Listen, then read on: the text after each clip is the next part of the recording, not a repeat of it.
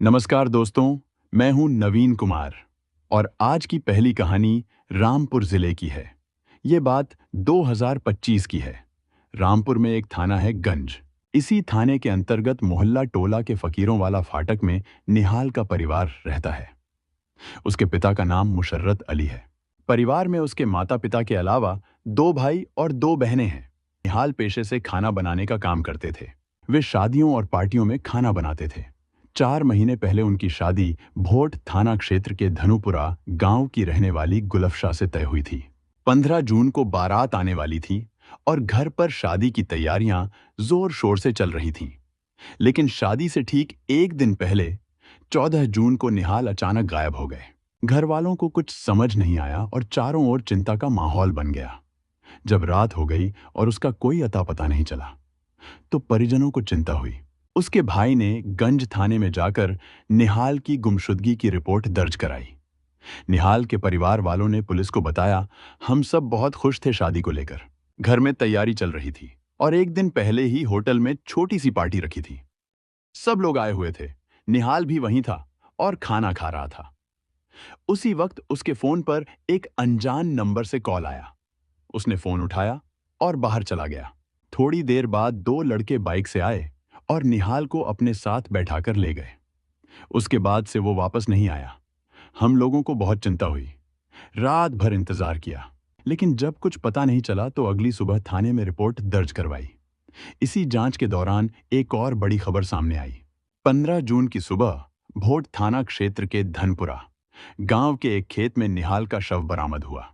Police ने मौके पर पहुंचकर शव को कब्जे में लिया और पोस्टमार्टम के लिए भेज दिया। पुलिस ने परिवार की शिकायत पर रिपोर्ट दर्ज कर ली और जांच शुरू कर दी। आसपास लगे घरों और दुकानों के सीसीटीवी फुटेज भी खंगाले गए। फुटेज में निहाल दो लोगों के साथ बाइक पर जाते हुए दिखा। सीसीटीवी फुटेज खंगालने के बाद पुलिस को दो युवकों की पहचान हो गई। जांच में पता चला कि उनमें से एक निहाल की मंगेतर गुलफशा का प्रेमी सद्दाम है और दूसरा उसका साथी फरमान। पुलिस ने दोनों को गिरफ्तार कर लिया। पूछताछ में सद्दाम और फरमान ने निहाल की हत्या करने की बात कबूल कर ली। उनकी निशानदेही पर 16 जून की सुबह अजीम नगर थाना क्षेत्र के रतनपुरा जंगल से निहाल का शव बरामद हुआ। निहाल के भाई नायाब शाह ने थाने में तहरीर दी, जिस पर पुलिस ने मंगेतर गुलफशा, उसके प्रेमी सद्दाम, फरमान और अनीस के खिलाफ हत्या की धाराओं में मुकदमा दर्ज कर लिया है। सद्दाम और फरमान को पुलिस ने गिरफ्तार कर लिया है, जबकि गुलफशा और अनीस अब भी फरार हैं। उनकी तलाश जारी है। पूछताछ में पुलिस के सामने एक कहानी सामने आई, जो पूरी घटना की जड़ बन गई। भोट थाना क्षेत्र के धनपुरा गांव में गुलफशा अपने परिवार के साथ रहती थी। उसके घर के ठीक बगल में ही सद्दाम का परिवार रहता है। दोनों की जान पहचान पड़ोसी होने की वजह से थी। बताया जा रहा है कि गुलफशा और सद्दाम के बीच प्यार सिर्फ 1 साल से शुरू हुआ था, जबकि उससे 2.5 महीने पहले ही गुलफशा का निकाह निहाल से तय हो चुका था। यानी जब गुलफशा की शादी की तैयारियां जोरों पर थीं। जैसे जैसे गुलफशा और सद्दाम का रिश्ता आगे बढ़ा, वैसे वैसे सद्दाम उस पर पूरी तरह से हक जताने लगा। वो उससे निकाह करना चाहता था, लेकिन जब उसे पता चला कि गुलफशा का निकाह पहले ही निहाल से तय हो चुका है, तो वो नाराज हो गया। शादी की बात पक्की होने के बाद से ही सद्दाम अंदर ही अंदर गुस्से में था। जब निकाह की तारीख तय हुई तो उसने गुलफशा के घर जाकर झगड़ा किया। उसने घर वालों से शादी तोड़ने को कहा, लेकिन गुलफशा के परिवार वाले नहीं माने। इसके बाद सद्दाम ने गुलफशा से निहाल का मोबाइल नंबर लिया, फिर अपने दोस्त फरमान के साथ बाइक पर सवार होकर निहाल के घर पहुंचा। वहां खुद को निहाल का चचेरा साला बताकर फोन किया और कहा कि वो उसे कपड़े दिलाने ले जाना चाहता है। निहाल को किसी शक की गुंजाइश नहीं हुई। वो सद्दाम और फरमान के साथ बाइक पर बैठ गया, लेकिन यह बहाना अपहरण की साजिश थी। उसे रतनपुरा जंगल ले जाया गया और वहीं पर उसकी बेरहमी से हत्या कर दी गई।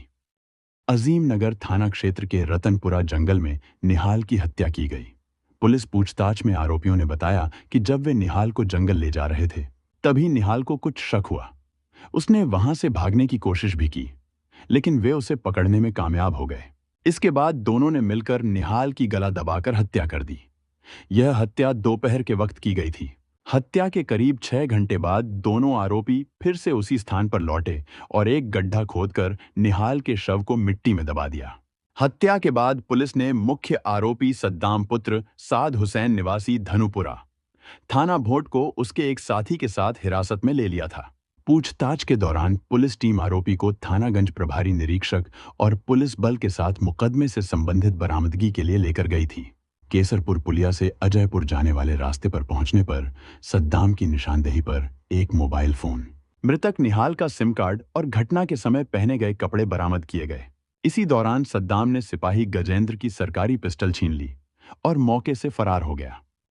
आरोपी के फरार होते ही पुलिस ने इलाके में काम्बिंग ऑपरेशन शुरू किया। इस दौरान सद्दाम ने छिन्नी गई पिस्टल से पुलिस टीम पर जान से मारने की नीयत से फायरिंग कर दी। जवाबी कार्रवाई में पुलिस ने भी गोलियां चलाईं, जिसमें सद्दाम के पैर में गोली लग गई। घायल अवस्था में पुलिस ने उसे मौके से गिरफ्तार कर लिया और उपचार के लिए अस्पताल में भर्ती कराया। पुलिस ने सद्दाम और फरमान को तो अरेस्ट कर लिया है। अभी गुलफ शाह और एक अन्य आरोपी फरार हैं। उनकी धरपकड़ के लिए पुलिस टीमें सर्च ऑपरेशन चला रही हैं। और आज की दूसरी कहानी पंजाब के अबोहर जिले की है। ये बात 2016 की है।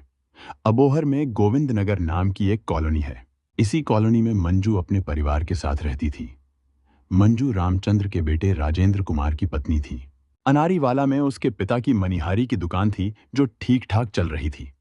राजेंद्र अपने पापा के साथ चूड़ियों की दुकान पर बैठता था। वहीं पर उसकी मंजू से जान पहचान हुई। मंजू अक्सर दुकान पर आ जाया करती थी। वो दिखने में खूबसूरत थी और बातों में भी बहुत स्मार्ट, तो राजेंद्र का दिल उसी पर आ गया। एक दिन बातों बातों में पता चला कि मंजू उसी की मौसी के गांव की रहने वाली है। राजेंद्र को लगा अब तो काम आसान हो गया। मंजू थोड़ी स्टाइलिश और खुले ख्यालों वाली लड़की थी, इसलिए जब राजेंद्र ने उससे अपने दिल की बात कही तो उसने भी हाँ कर दी। इसके बाद दोनों कुछ दिनों तक चुपचाप मिलते रहे। फिर जब छुप छुप कर मिलना मुश्किल लगने लगा तो दोनों ने अपने घर वालों से शादी की बात की। राजेंद्र के घर वाले पहले तो राजी नहीं हुए, लेकिन बेटे की खुशी के लिए आखिरकार मान गए और फिर दोनों की शादी हो गई। शादी के बाद राजेंद्र चाहता था कि मंजू घर के बाकी लोगों के साथ मिलकर रहे, सबका ख्याल रखे। लेकिन मंजू थोड़ी अलग सोच की थी। वो आजादी से अपनी मर्जी की जिंदगी जीना चाहती थी। उसने राजेंद्र की बातों पर ज्यादा ध्यान नहीं दिया। कुछ ही दिनों में उसने राजेंद्र को समझा बुझाकर परिवार से अलग कर लिया ताकि वो अपने ढंग से जी सके। परिवार से अलग होने के बाद राजेंद्र ने अपना हिस्सा ले लिया और अबोहर से करीब 15 किलोमीटर दूर बल्लुआना गांव में किराए पर एक छोटी सी दुकान लेकर टंकी बक्से बनाने का काम शुरू किया। लेकिन उसे इस काम का ज्यादा तजुर्बा नहीं था, इसलिए दुकान ठीक से नहीं चली। रहने के लिए राजेंद्र ने अबोहर के नानक नगरी इलाके में एक किराए का मकान ले लिया। कारोबार में नुकसान हुआ तो सारी जमा पूंजी खत्म हो गई। मजबूरी में उसे नौकरी करनी पड़ी। वह अब किसी की गाड़ी चलाने लगा था और जो थोड़ा बहुत वेतन मिलता उसी में जैसे तैसे घर चल रहा था। समय बीतने के साथ मंजू 2 बच्चों की मां बन गई। बड़ी बेटी दीक्षा अब 17 साल की है और बेटा नकुल 12 साल का। बच्चों के आने से खर्च बढ़ गया, लेकिन आमदनी वही रही। राजेंद्र की सैलरी से घर चलाना मुश्किल हो गया। ससुराल से अलग होने के बाद मंजू पूरी तरह आजाद हो गई थी। घर के खर्च में हाथ बंटाने के लिए उसने एक दुकान पर काम करना शुरू किया। लेकिन जैसे ही उसने घर से बाहर कदम रखा, उसकी सोच और आदतें और बदलने लगीं।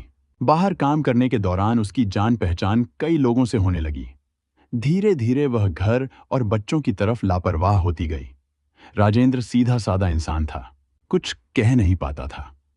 मंजू अब अपनी मर्जी से जीने लगी थी। उसका घर लौटने का कोई तय समय नहीं रह गया था।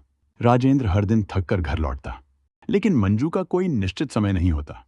जब भी वह कुछ कहता तो मंजू झगड़ा करने लगती और अक्सर अपने हिस्से की बात उठाती, जबकि राजेंद्र पहले ही परिवार से अलग होकर अपना हिस्सा ले चुका था। तनाव बढ़ता गया। राजेंद्र भीतर ही भीतर टूटने लगा। उसकी मानसिक स्थिति पर असर पड़ा और उसने शराब का सहारा लेना शुरू किया। फिर एक दिन ऐसा भी आया जब मंजू ने अपनी मां के साथ मिलकर राजेंद्र को घर से बाहर कर दिया। जाते जाते कहा गया कि अब उसे वापस नहीं आना है। अपमान और अकेलेपन से टूटकर राजेंद्र अपने माता पिता के पास भी नहीं गया। कुछ ही समय बाद ऐसी खबर आई जिसने सभी को अंदर तक झकझोर दिया। वो अब इस दुनिया में नहीं रहा, पति के जाने के बाद मंजू अब पूरी तरह अकेली हो गई थी। आजाद तो थी, लेकिन जिम्मेदारियों से भी घिरी हुई। अब बच्चों की परवरिश की पूरी जिम्मेदारी उसी पर थी। मंजू ने घर चलाने के लिए अलग अलग दुकानों पर काम करना शुरू कर दिया।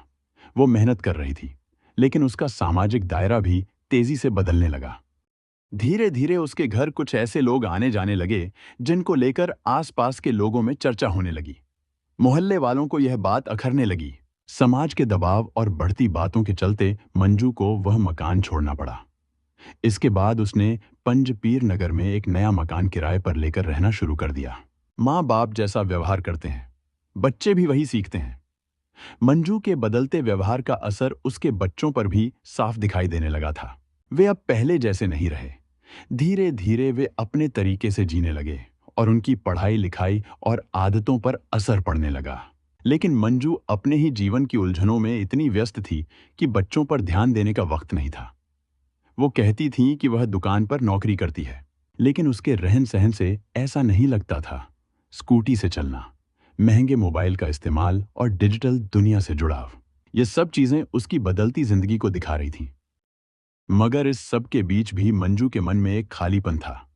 उसे किसी ऐसे साथी की तलाश थी जो उसे समझे, उसका सम्मान करे और हर परिस्थिति में उसका साथ दे। मंजू ने कई बार अखबारों में पढ़ा था कि आजकल सोशल मीडिया के जरिए लोग एक दूसरे से जुड़ते हैं, दोस्ती करते हैं और कई बार यह दोस्ती शादी में भी बदल जाती है। यही सोचकर उसने भी फेसबुक पर अपना खाता बनाया और एक अच्छे दोस्त की तलाश शुरू कर दी। कुछ ही समय बाद उसकी पहचान सऊदी अरब में काम कर रहे विजय कुमार से हुई। बातचीत का सिलसिला शुरू हुआ और दोनों एक दूसरे को बेहतर तरीके से समझने लगे। यह रिश्ता सिर्फ दोस्ती तक सीमित नहीं रहा। विजय मंजू का करीबी बन गया। फिर एक दिन वह भारत आया और सीधे मंजू से मिलने उसके घर पहुंच गया। मंजू ने जब विजय को अपने घर में लाकर रखा तो उसने पड़ोसियों और जान पहचान वालों से यह कहकर परिचय कराया कि वह उसकी मौसी का बेटा है। मोहल्ले के लोगों को भले इससे कोई खास फर्क नहीं पड़ा, लेकिन उसकी बेटी दीक्षा के मन में यह बात खटक गई। एक दिन दीक्षा ने सीधे पूछा, यह कौन सी मौसी का बेटा है जिसे मैंने पहले कभी देखा ही नहीं? मंजू ने उस सवाल को टाल दिया, लेकिन घर का माहौल बदलने लगा था। विजय और मंजू अब एक ही घर में रह रहे थे। कई महीने बीत गए, लेकिन उन्होंने शादी नहीं की। हालांकि बताया जा रहा था कि शादी की तैयारियां चल रही हैं। इसी दौरान एक ऐसा हादसा हुआ जिसने पूरे इलाके को हिलाकर रख दिया। 24 मई 2016 की शाम जब मंजू बाजार गई हुई थी और उसका बेटा नकुल गली में खेल रहा था, तभी घर में एक दर्दनाक घटना घट गई। जब मंजू की एक पड़ोसन ने फोन किया तो उसकी आवाज में घबराहट थी। उसने कहा कि दीक्षा के कमरे से कुछ अजीब हुआ है। मंजू दौड़ती हुई घर पहुंची तो देखा उसकी बेटी दीक्षा अब इस दुनिया में नहीं रही। दीक्षा की हालत देखकर मंजू बेहोश हो गई। आसपास की महिलाएं उसे संभालने में लगी रहीं। थानाध्यक्ष बलकार सिंह जब मौके पर पहुंचे तो उन्होंने घर का मुआयना किया और मंजू से पूरी घटना की जानकारी ली। बात करते हुए मंजू ने अपने पर्स से एक कागज निकाला और चुपचाप उन्हें थमा दिया। वह एक नोट था जिसे देखकर पुलिस को अंदाजा हो गया कि यह दीक्षा ने खुद लिखा है। इस नोट में जो बातें सामने आईं, उन्होंने जांच को एक नई दिशा दे दी। थोड़ी देर बाद सभी जरूरी कानूनी प्रक्रिया पूरी की गई और दीक्षा के शव को पोस्टमार्टम के लिए जिला अस्पताल भेज दिया गया। थाने लौटकर बलकार सिंह ने मंजू के बयान और उस पत्र को ध्यान में रखते हुए कार्रवाई शुरू की। पुलिस ने इस मामले में कुछ करीबी रिश्तेदारों के नाम सामने आने के बाद कानूनी कार्रवाई के तहत उन्हें हिरासत में लिया। जांच जारी थी और हर पहलू को बारीकी से देखा जा रहा था। थानाध्यक्ष बलकार सिंह ने जब दीक्षा के दादा रामचंद्र और ताऊ अश्विनी से पूछताछ की तो उन्होंने दीक्षा द्वारा लिखे पत्र को पूरी तरह गलत बताया। उनका कहना था कि मंजू ने जब से घर छोड़ा था तब से उन्होंने बच्चों को कभी मिलने नहीं दिया। उन्होंने यह तक कहा कि उन्हें यकीन नहीं है कि दीक्षा ने खुद ये कदम उठाया है। उनके मुताबिक यह सब किसी गहरी साजिश का हिस्सा भी हो सकता है। उनकी इन बातों से पुलिस भी सोच में पड़ गई। पत्र में जो कारण बताए गए थे वो इतने गंभीर नहीं थे कि कोई बच्चा ऐसा कदम उठा ले। यहीं से शक की एक नई दिशा शुरू हुई। अगले दिन पोस्टमार्टम रिपोर्ट सामने आई। रिपोर्ट ने पुलिस की आशंका को और मजबूत कर दिया। रिपोर्ट के अनुसार दीक्षा की मृत्यु के पीछे परिस्थितियां कुछ और ही कहानी बयान कर रही थीं। यह मामला अब सामान्य नहीं रहा था। बलकार सिंह ने इसके बाद कुछ जरूरी कदम उठाए। उन्होंने दीक्षा की लिखावट की तुलना उस पत्र से की और पाया कि दोनों में समानता नहीं थी। इसके अलावा उन्होंने मंजू का मोबाइल भी जांच में लिया और मृतका के भाई नकुल से भी गहराई से बात की। इन सभी बातों के आधार पर जब मंजू और विजय को थाने बुलाया गया तो थाना अध्यक्ष ने बड़ी स्पष्टता से कहा, अब तक की जांच में जो सामने आया है उससे साफ है कि यह मामला आत्महत्या का नहीं है, सच बताने में ही भलाई है। यह सुनते ही मंजू और विजय दोनों चुप हो गए। उनके चेहरे की रंगत बदल गई। कुछ ही देर बाद उन्होंने सिर झुकाकर सारी सच्चाई स्वीकार कर ली। इसके बाद जब मंजू और विजय ने पुलिस के सामने सच बताया तो जो कहानी सामने आई उसने सबको चौंका दिया। ये सिर्फ चौंकाने वाला मामला नहीं था बल्कि शर्मनाक भी था। विजय हरियाणा का रहने वाला था, लेकिन पिछले कुछ सालों से वो सऊदी अरब की एक कंस्ट्रक्शन कंपनी में नौकरी कर रहा था। साल 2015 में उसकी मंजू से फेसबुक के जरिए दोस्ती हुई और बातों बातों में यही दोस्ती धीरे धीरे प्यार में बदल गई। मंजू शुरू से ही चाहती थी कि विजय उससे मिलने आए, लेकिन मुश्किल ये थी कि विजय का 3 साल का कॉन्ट्रैक्ट था। अभी उसे सऊदी गए हुए 2 ही साल हुए थे, यानी अभी कम से कम 1 साल तक वो छुट्टी नहीं ले सकता था। लेकिन मंजू से मिलने की बेचैनी इतनी बढ़ गई कि विजय ने कंपनी को कोई वजह भी नहीं बताई और चुपचाप टिकट बुक करके भारत लौट आया। 27 दिसंबर 2015 को वो अपने घर रेवाड़ी पहुंचा और पहुंचते ही मंजू को फोन करके बताया कि वो इंडिया आ चुका है। जब मंजू और विजय आमने सामने मिले तो दोनों की खुशी का ठिकाना नहीं रहा। दिलचस्प बात यह थी कि मंजू उम्र में विजय से करीब 14 साल बड़ी थी, लेकिन न तो मंजू को फर्क पड़ा न ही विजय को। विजय को मंजू इतनी पसंद थी कि वो उससे शादी करने के लिए भी तैयार हो गया। विजय सऊदी अरब से वापस आकर मंजू के साथ रहने लगा था, लेकिन मंजू ने अपने जान पहचान वालों और बच्चों से उसका जो परिचय कराया वो झूठा था। उसने सबको बताया कि विजय उसकी मौसी का बेटा है, मगर उसकी बेटी दीक्षा को इस बात पर यकीन नहीं हुआ, क्योंकि दीक्षा अपनी मां की सभी मौसियों और उनके परिवार को अच्छे से जानती थी। उसके मन में सवाल उठने लगे कि मां ऐसा झूठ क्यों बोल रही है। मां और विजय के बीच जो बर्ताव था वो उसे साफ साफ सामान्य नहीं लग रहा था। वह समझ गई थी कि कुछ तो गड़बड़ है। इसी वजह से दीक्षा ने मां की हरकतों पर ध्यान देना शुरू कर दिया। वो जानना चाहती थी कि मां आखिर क्या छुपा रही है। दूसरी तरफ जब विजय मंजू के घर रहने आया और पहली बार दीक्षा को देखा तो वो उसे देखकर हैरान रह गया। जिस मंजू के प्यार में वो सऊदी से लौटकर भारत आया था, अब वही मंजू उसे उतनी खास नहीं लग रही थी। विजय का ध्यान अब दीक्षा की ओर जाने लगा था। उसे लगने लगा था कि शायद उसने जो फैसला किया वो गलत था। अब वो मंजू से दूरी बनाना चाहता था और दीक्षा के करीब जाना चाहता था, जबकि दूसरी तरफ मंजू उस पर लगातार शादी का दबाव बना रही थी। असल बात यह थी कि दीक्षा भी विजय की ओर थोड़ा झुकने लगी थी। जब विजय को यह महसूस हुआ तो उसने उस झुकाव को बढ़ावा देना शुरू कर दिया। ये एक उलझा हुआ रिश्ता बनता चला गया, जहां मां मंजू विजय से शादी करना चाहती थी और उसकी बेटी दीक्षा भी उसी इंसान से एक खास रिश्ता महसूस कर रही थी। धीरे धीरे हालात ऐसे हो गए कि विजय, मंजू और दीक्षा तीनों के बीच रिश्ते बेहद पेचीदा हो गए थे। दीक्षा को इस बात का अंदाजा था कि उसकी मां और विजय के बीच क्या चल रहा है, लेकिन उसका भरोसा था कि विजय उससे प्यार करता है और शायद शादी भी उसी से करेगा। एक दिन घर में हालात ऐसे बने कि मंजू ने विजय और दीक्षा को एक साथ देखा और उसे शक हुआ कि कुछ गलत हो रहा है। उसके बाद मां बेटी के बीच काफी तीखी बहस हुई। माहौल काफी बिगड़ गया था, लेकिन विजय ने किसी तरह मामला संभाल लिया। अब विजय खुद उलझ चुका था। वो दीक्षा के करीब आ चुका था और अब मंजू से दूरी बनाना चाहता था, लेकिन मंजू का स्वभाव ऐसा था कि वो किसी की नहीं चलने देती थी। उधर दीक्षा को लगने लगा था कि विजय उसे सच्चा प्यार करता है। वो भी पूरी तरह उसके लिए गंभीर हो चुकी थी।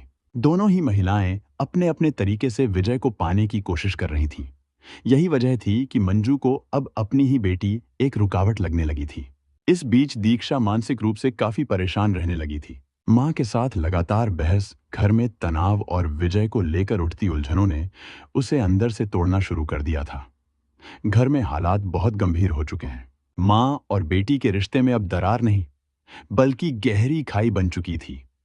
24 मई की शाम मंजू और दीक्षा के बीच एक बार फिर विजय को लेकर झगड़ा हो गया। बहस इतनी बढ़ गई कि बात हाथापाई तक पहुंच गई। घर का माहौल पूरी तरह तनावपूर्ण हो गया था। किसी तरह विजय ने बीच में पड़कर दोनों को शांत किया।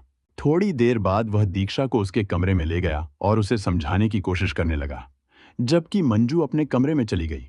लेकिन दीक्षा का मन नहीं मान रहा था। वह विजय पर लगातार दबाव बना रही थी कि शादी उसे ही करनी पड़ेगी। इसी बीच मंजू वापस दीक्षा के कमरे में आ गई और उसे विजय के साथ देखकर भड़क उठी। उसे अब यह यकीन हो गया था कि दीक्षा ही उसकी राह की सबसे बड़ी रुकावट बन चुकी है। मंजू के अंदर का गुस्सा इस कदर फूट पड़ा कि उसने पास ही रखी दीक्षा की चुन्नी उठा ली। मंजू ने एक पल भी नहीं गनवाया और चुन्नी को दीक्षा के गले में लपेटकर कसना शुरू कर दिया। विजय भी एकदम घबरा गया। दीक्षा कुछ ही देर में छटपटाकर शांत हो गई। तभी बाहर खेल रहा उसका भाई नकुल अचानक घर में आ गया और यह सब देखकर डर के मारे बाहर भाग गया। घटना के बाद मंजू और विजय ने यह दिखाने की कोशिश की कि दीक्षा ने आत्महत्या की है। उन्होंने उसकी लाश को पंखे से लटका दिया और कमरे को इस तरह सजा दिया जैसे उसने खुदकुशी की हो। उन्होंने मौके से सारे सबूत भी साफ किए और फिर पड़ोसन शारदा को यह कहकर घर की जिम्मेदारी सौंप दी कि वे बाजार जा रहे हैं। विजय और मंजू के कबूलनामे के बाद पुलिस ने 31 मई 2016 को दोनों को दीक्षा की हत्या के आरोप में अदालत में पेश किया। कोर्ट से 2 दिन का पुलिस रिमांड मिला ताकि पूछताछ में और भी गहराई से सच सामने लाया जा सके। पूरे 2 दिन पुलिस ने अलग अलग दोनों से सवाल जवाब किए। कई बातें सामने आईं, जिनमें से कुछ चौंकाने वाली थीं और कुछ बेहद शर्मनाक। जब रिमांड खत्म हुआ तो दोनों को दोबारा कोर्ट में पेश किया गया, जहां से उन्हें न्यायिक हिरासत में भेज दिया गया।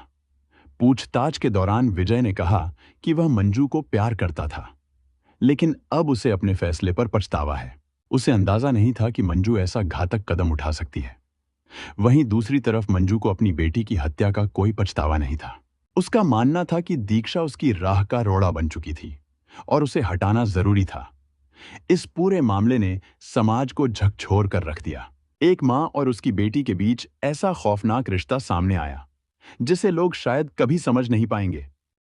मंजू ने अपनी बेटी दीक्षा से सच्चाई छुपाई, जिससे दीक्षा मानसिक रूप से टूटने लगी।